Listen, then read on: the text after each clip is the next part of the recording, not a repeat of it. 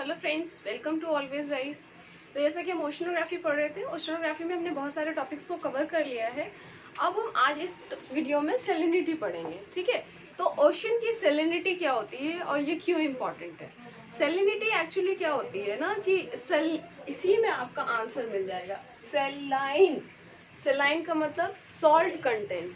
तो जो ओशन में सॉल्ट कंटेंट होता है, डिजॉल्व सॉल्ट कंटेंट, उसी को हम सेलिनिटी बोलते हैं, ठीक है। तो इसी टॉपिक को आज हमें कवर करना है। कैसे सेलिनिटी डिफरेंस है, क्या कौन कौन से मैटर्स उसमें मिलते हैं, ठीक है। बट उससे पहले हम आपको एक बात बता दें कि एक अनाउंसमेंट है जो हम वीडियो के लास्ट में बताएंगे। आपको एक सरप्राइज है जो आपके प्रिपरेशन में फ्रूटफुल होगा। सो इस वीडियो को पूरा देखिए, क्योंकि आपके लिए ही कुछ अच्छी अनाउंसमेंट है, ठीक है। तो चलिए हम स्टार्ट करते हैं अभी सेलिनिटी। तो सेलिनिटी हमने बताया जैसे कि ये क्या होते हैं, मेनली डिजॉल्व सॉल्ट कंटेंट होते हैं। तो अब हम एक बार देख लेते हैं कि कौन कौन से डिजॉल्व सॉल्ट्स मिलते हैं हमारे ओशन में, क्योंकि कभी कभी कॉम्पोजिशन भी पूछ लेते हैं कि कौन सा सॉल्ट ज्यादा है कौन सा कम है, इस तरीके से, ठीक है। तो सबसे पहला है आपका NaCl, that is sodium chloride. ये आपका 77.8% है। फिर MgCl, मैग्नीशियम क्लोराइड, ये आपका है 10.9%। फिर MgSO4, मैग्नीशियम सल्फेट, 4.7%। फिर कैल्शियम सल्फेट 3.6%। देन आपका पोटेशियम सल्फेट, ये आपका 2.5% एंड अदर्स 0.5%। तो ये तो हो गया आपका सॉल्ट कंटेंट, ठीक है। यही सारे आपके डिजॉल्व सॉल्ट्स हैं जो कि ओशंस में पाए जाते हैं। अब इससे आप एक चीज तो ये पता लगा सकते हैं, अगर सिर्फ एलिमेंट पूछ लें, मतलब सिर्फ एक कंटेंट पूछ लें, तब आपको क्या लिखना है, तब आपको क्लोरीन लगाना है, ठीक है। क्योंकि क्लोरीन यहाँ पर भी है और यहाँ पर भी है, तो दैट मीन्स कि सबसे ज्यादा एलिमेंट कौन सा मिलता है, वो है आपका क्लोरीन या आयन कह सकते हैं एक तरीके से, ठीक। तो ये भी क्वेश्चन पूछा जाता है, इसलिए आपको ये भी पता होना चाहिए, ठीक है।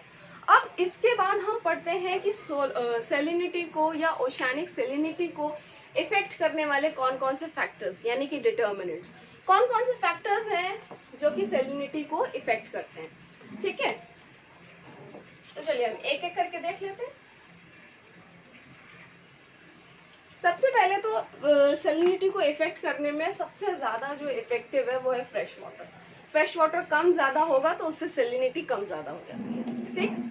अब फ्रेश वाटर का एडिशन होगा तो सेलिनिटी कम हो जाएगी, ठीक है। मतलब कि आप अगर कोई सॉल्यूशन बनाइए, मान लीजिए केमिकल सॉल्यूशन कोई बनाइए या मिक्सचर कोई बनाइए, उसमें अगर आपने, मान लीजिए हम मिक्सचर बनाते हैं शुगर एंड वाटर का, या सॉल्यूशन होगा वो, ठीक है, शुगर एंड वाटर का या सैंड एंड वाटर का, ठीक। तो अब क्या होगा, अगर हम उसमें पानी ज्यादा डाल देंगे, ठीक है, तो क्या हो जाएगा, वो डिजॉल्व ज्यादा हो जाएगा और उसकी सेलिनिटी कम हो जाएगी, ठीक। दैट मीन्स कि हमारा उस सोल्यूशन में जो पार्टिकल्स है वो कम हो गया, क्योंकि हमने वाटर ज्यादा मिला दिया, ठीक है। तो वही फिनोमेना यहाँ पर भी है कि एडिशन होगा तो सेलिनिटी कम हो जाएगी।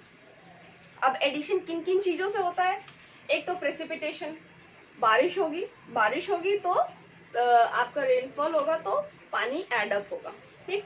नेक्स्ट आइस मेल्ट, जो हमारे ग्लेशियर्स हैं, जो हमारे आइस कैप्स हैं, अगर वो मेल्ट होंगे, क्योंकि वो बहुत ज्यादा फ्रेश वाटर को टैप करके रखे हैं, अगर वो मेल्ट होगा तो वहां से भी आपको फ्रेश वाटर रिलीज होगा, तो वहां से भी आपकी सेलिनिटी कम हो जाएगी। नेक्स्ट आपका रिवर्स, अगर रिवर्स आकर के मिल रही है, क्योंकि रिवर्स जो होती है वो फ्रेश वाटर होती है, मतलब उसमें सेलिनिटी नहीं होती है, मतलब कम होती है या नहीं होती है, ठीक है। तो रिवर्स भी एक फ्रेश वाटर का सोर्स है। अगर रिवर्स भी जाके ओशन में मिलेंगी तो हम अभी आगे पढ़ेंगे कि कहाँ कहाँ रिवर्स जहाँ पे मिलती है वहां पे सेलिनिटी कम होती है, और जहाँ पे रिवर्स नहीं मिलती है वहां पे सेलिनिटी ज्यादा होती है, ठीक।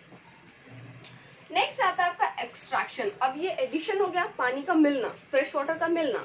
एक्सट्रैक्शन होता है फ्रेश वाटर का निकलना, कि पानी अगर उसमें से निकाल लिया हमने, तब क्या होगा, तब उसकी सेलिनिटी बढ़ जाएगी, ठीक। तो अब ये कैसे होगा, एक तो इवापोरेशन, प्रेसिपिटेशन है तो इवापोरेशन होगा ही, मतलब इसका ऑपोजिट, पानी गिरेगा तो वो पानी मतलब रेनफॉल हो रही है तो क्या हो रहा है, ये आपका फ्रेश वाटर एड अप हो रहा है, लेकिन वो प्रोसेस पूरा होने के लिए क्या होता है, इवापोरेशन। इवापोरेशन होगा तो पानी उसमें से वेपर बन करके ऊपर उठ जाएगा, तो यहाँ से ये फ्रेश वाटर कम हो जाएगा और सैलिनिटी इंक्रीज हो जाएगी। नेक्स्ट है फ्रीजिंग। फ्रीजिंग एंड थॉइंग आपको हमेशा याद रखना है। मतलब फ्रीजिंग क्या होता है, फ्रेश वाटर को फ्रीज कर देना, आइस बना देना। तो जब आइस बनेगी मतलब फ्रीज होगा जब पानी, तब सैलिनिटी इंक्रीज हो जाएगी। जब वही पानी का फ्रीजिंग थॉ हो जाएगा, दैट मीन्स आइस मेल्ट हो जाएगी, तब वहीं पे आपका सैलिनिटी कम हो जाएगी। ठीक है, तो ये दोनों एक तरीके से दोनों एक दूसरे के कॉम्प्लीमेंट्री हैं। नेक्स्ट है आपका मिक्सिंग। मिक्सिंग होता है अपवेलिंग एंड डाउनवेलिंग से, जो हमने पढ़ा है ओशन करेंट्स में कि मिक्सिंग कैसे होती है, अपवेलिंग और डाउनवेलिंग। मतलब कि नीचे से पानी ऊपर आता है, ऊपर से नीचे जाता है, तो सरफेस वाटर नीचे जाएगा डीप वाटर में, डीप वाटर ऊपर आएगा, तो उससे भी मिक्सिंग होती है। इससे मेनली ये सिर्फ मिक्सिंग होगा तो इसकी वजह से भी कम ज़्यादा सैलिनिटी हो सकती है। That is a regional phenomena. ठीक, तो ये तो हो गया आपका डिटर्मिनेंट्स। अब हम पढ़ते हैं डिस्ट्रीब्यूशन एंड वेरिएशन।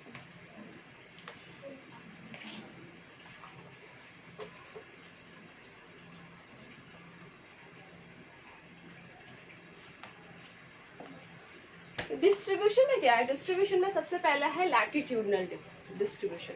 मतलब कि जो आपका ये अर्थ है या ग्लोब है, उसमें आपका ये कैसे है, लैटिट्यूडनल डिफरेंसेस कैसे आता है, जो टेम्परेचर में भी हमने पढ़ा है। ठीक है, तो यहाँ है इक्वेटर, इक्वेटर के बाद हमें पढ़ना है ट्रॉपिक्स और फिर उसके बाद पोल्स। तो हमने टेम्परेचर में सिंपली पढ़ा था कि जैसे जैसे हम पोल इक्वेटर से पोल की तरफ जाएंगे वैसे वैसे टेम्परेचर कम हो जाएगा, बट ऐसा सैलिनिटी में नहीं है। सैलिनिटी में क्या है कि यहाँ पर दैट मीन्स इक्वेटर के पास सैलिनिटी थोड़ी कम होती है, ये रेंज होती है। एक तो आपको ये याद रखना है, एवरेज जो सैलिनिटी होती है वो होती है 35 पर 1000। ये पर 100 में नहीं होता है, यानी परसेंट में नहीं होता है सैलिनिटी, सैलिनिटी होती है आपकी पर 1000 में।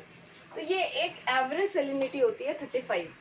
ठीक, अब इक्वेटर के पास जो होगी ना वो 30 to 35 के बीच में होगी, और यहाँ पर जो होगी ना सैलिनिटी वो आपकी 33 से लेके 37 के बीच में होती है, और फिर उसके बाद सैलिनिटी कम हो जाती है।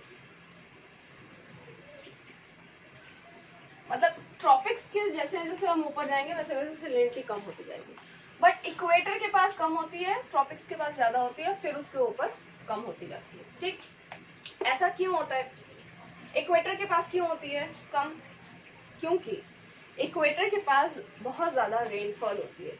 आपको हमने जब पढ़ाया था कन्वेक्शनल रेनफॉल, तब यहाँ पे ये बताया था कि इक्वेटर के पास कन्वेक्शनल रेनफॉल सबसे ज्यादा होती है। बहुत ज़्यादा गर्मी होने की वजह से, बहुत ज़्यादा टेम्परेचर होने की वजह से हवा ऊपर की तरफ उठ जाती है और वो बारिश का फॉर्म लेकर के यहाँ पे बारिश होती है। मतलब यहाँ पे डेली का फिनोमेना है। जब हमने कोपेंस का क्लाइमेट पढ़ा था तब भी हमने ये पढ़ा था कि इक्वेटोरियल के पास क्या है, रेन फॉरेस्ट है, एंड दैट इज आपका rainfall through out the year है। मतलब यहाँ पे हमेशा रेनफॉल होती रहती है इक्वेटर के पास, इसीलिए सैलिनिटी यहाँ पे कम हो जाती है, ट्रॉपिक्स के पास ज्यादा हो जाती है, फिर उसके बाद कम हो जाती है। इसको हम एक ग्राफ के तौर पे भी देख लेते हैं।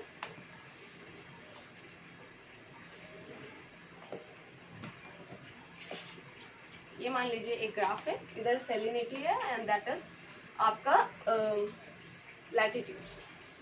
तो ये है आपका पोल्स के पास कम होगी, फिर उसके बाद ट्रॉपिक्स के पास ज़्यादा हो जाएगी, फिर इक्वेटर के पास कम होगी और फिर पोल के पास ज़्यादा हो जाएगी, ट्रॉपिक्स के पास ज़्यादा हो जाएगी।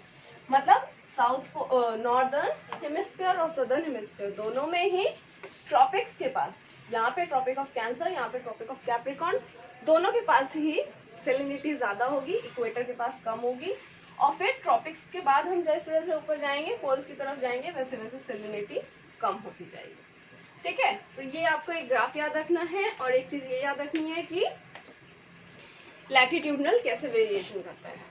नेक्स्ट आपका आता है हेमिस्फेरिकल कॉन्ट्रास्ट। हेमिस्फेरिकल कॉन्ट्रास्ट में का क्या मतलब है, हेमिस्फेरिकल कॉन्ट्रास्ट का मतलब है कि नॉर्दर्न हेमिस्फेयर और सदर्न हेमिस्फीयर में क्या डिफरेंसेस होता है। तो नॉर्दर्न हेमिस्फीयर में लैंड मास ज्यादा है और सदर्न में कम है, ठीक है। तो यहाँ पे जो एक जो लाइंस इक्वल सैलिनिटी को ज्वाइन करती है उसको हम कहते हैं आइसोहलाइंस, ठीक है। और जो टेम्परेचर इक्वल टेम्परेचर को ज्वाइन करती है उसको हम आइसोथर्म्स बोलते हैं। तो जो आइसोहलाइंस है ये आपकी नॉर्दर्न हेमिस्फीयर में ज्यादा डिस्टॉर्टेड होंगी और सदर्न हेमिस्फीयर में ज्यादा पैरेलल होंगी, क्योंकि वहाँ पे लैंड मास नहीं है, इसलिए मिक्सिंग और इसलिए जो आपका मिक्सिंग है, एडिशन है या एक्सट्रैक्शन है वो सेम होगा हर तरफ। लैंड की वजह से डिस्टॉर्शंस कम होंगे, ठीक है। नेक्स्ट आपका अगर हम ओशन वाइज लेंगे तो क्या होगा कि जो अटलांटिक ओशन है, अटलांटिक ओशन में नॉर्दर्न हेमिस्फीयर में सैलिनिटी ज्यादा होती है, क्योंकि हमने पढ़ा है कि अटलांटिक ओशन जो है वो नॉर्थ में भी है और साउथ में भी है, क्योंकि ऐसा शेप में है ना आपका, एस शेप में अटलांटिक ओशन। तो यहाँ पे क्या है कि नॉर्दर्न हेमिस्फीयर में सैलिनिटी ज्यादा होती है और सदर्न में कम होती है। क्यों ऐसा? क्योंकि यहाँ पे लैंड मास ज्यादा है और इसलिए यहाँ पे टेम्परेचर बहुत ज्यादा हो जाता है। टेम्परेचर ज्यादा होने की वजह से इवापोरेशन ज्यादा होता है, ठीक है। तो ये हो गया आपका अटलांटिक ओशन का। पैसिफिक ओशन में ऐसा जैसा कुछ है नहीं, क्योंकि वो बहुत ज्यादा एक तरीके से पैरेलल या रेगुलर ओशन है, जहाँ पे लैंड मास थोड़े कम होते हैं, ज्यादातर वो आपका सेम होता है। तो पैसिफिक ओशन में ऐसा कुछ नहीं देखने को मिलता है आपको बहुत ज्यादा डिफरेंस। आपको जो इंडियन ओशन है, इंडियन ओशन में क्या होता है कि जो इक्वेटर के अबव हमें मिलते हैं आइसोहलाइंस, वो नॉर्थ साउथ होते हैं, मतलब इस तरीके से। क्यों ऐसा? बिकॉज ऑफ मॉनसून विंड्स, ठीक है। मॉनसून विंड्स की वजह से ये आइसोहलाइंस ऐसे हो जाते हैं, बजाय ऐसे पैरेलल चलने के ये ऐसे हो जाते हैं, ठीक। ये हो गया आपका सैलिनिटी इन डिफरेंट ओशंस। फिर उसके बाद आता है कॉन्टिनेंटल शेल्फ। अब देखिए क्या है ना कि ये है मान लीजिए लैंड मास, यहाँ से आपका ओशन शुरू होता है, ठीक है। तो हमने ये पढ़ाया है कि ओशन जहाँ से शुरू होता है वहां से थोड़ी दूर तक आपका कॉन्टिनेंटल शेल्फ होता है, ठीक। तो कॉन्टिनेंटल शेल्फ के पास सैलिनिटी कम होती है। क्यों कम होती है? क्योंकि यहाँ से रिवर्स का पानी जो है वो इधर आकर के यहाँ पे मिलता है, ठीक। तो दैट मीन्स कि कॉन्टिनेंटल शेल्फ में या हम लैंड के पास जो एरिया होगा वहां पर सैलिनिटी कम होगी as compare to open seas या ओपन ओशन। यहाँ से यहाँ पे सैलिनिटी कम होगी, ठीक। तो ये सारे पॉइंट्स हो गए आपके वेरिएशन, ठीक। एक सरफेस सैलिनिटी के वेरिएशन की या हॉरिजॉन्टल वेरिएशन की। जैसे हमने टेम्परेचर में पढ़ा था, एक हॉरिजॉन्टल वेरिएशन होता है और एक वर्टिकल वेरिएशन होता है। तो वही हो गया यहाँ पे, ये पूरा आपका सरफेस वेरिएशन। अब इसमें आपको एक रीजनल एक चीज ये ध्यान रखनी है, कुछ ऐसे मार्जिनल सीज हैं या क्लोज्ड एनक्लोज्ड सीज हैं जहाँ पे एवरेज से बहुत ज्यादा सैलिनिटी मिलती है, और ये कभी कभी क्वेश्चन में पूछ लिया जाता है। उसमें से है एक लेक वैन, जहाँ पे आपको 330 पर 1000 पार्ट्स पर 1000 सैलिनिटी मिलती है लेक वैन में। डेड सी में 240, फिर ग्रेट सॉल्ट लेक में आपका 220 और रेड सी में आपका 37 to 41 पार्ट्स पर 1000 सैलिनिटी, ठीक है। दैट मीन्स कि ये इनके अकॉर्डिंग कम है बट एवरेज से बहुत ज्यादा है, इसलिए ये। अब ये ऐसा क्यों है? क्योंकि ये ज्यादातर एरियाज जो हैं वो लैंड के एनक्लोज्ड हैं, जहाँ पर कोई भी रिवर आकर के इनको ड्रेन नहीं करती है, या फिर कोई भी बहुत बड़ा ओपन सी नहीं है जहाँ पर इनका प्रेसिपिटेशन ज्यादा हो। यहाँ पे क्या होता है कि प्रेसिपिटेशन जो है वो इवापोरेशन से कम होता है, मतलब इवापोरेशन ज्यादा है एज कंपेयर टू प्रेसिपिटेशन। जब प्रेसिपिटेशन कम होगा, इवापोरेशन ज्यादा होगा, तो दैट मीन्स कि वहां पर सैलिनिटी ज्यादा होगी। तो ये हो गया आपका रीजनल वेरिएशन। अब हम एक चीज पढ़ लेते हैं इसमें, वर्टिकल वेरिएशन। वर्टिकल वेरिएशन का क्या मतलब है कि ये ओशन है आपका और इसके अंदर जैसे जैसे हम जाएंगे वैसे वैसे सेलिनिटी कम या ज़्यादा होगी। तो यहाँ पर क्या है ना, यहाँ पर आपको ये है कि एक जैसा हमने टेम्परेचर में पढ़ा है वही यहाँ पर भी है कि ऐसा नहीं है कि एकदम से हम नीचे जाते जाएंगे और सेलिनिटी कम हो जाएगी या ज़्यादा हो जाएगी। क्या होता है कि एक नॉर्मली आप कह सकते हैं एक पॉइंट तक सेलिनिटी कम होती है या ज़्यादा होती है और फिर उसके बाद वही नॉर्मल आपका एवरेज 35 पर मिलियन पे रहती है, पर 1000 पे रहती है। ठीक है, तो हम इधर से अगर हम जाएंगे, इधर हम पोल को रखते हैं, पोल्स, और इधर हम जाते हैं इक्वेटर।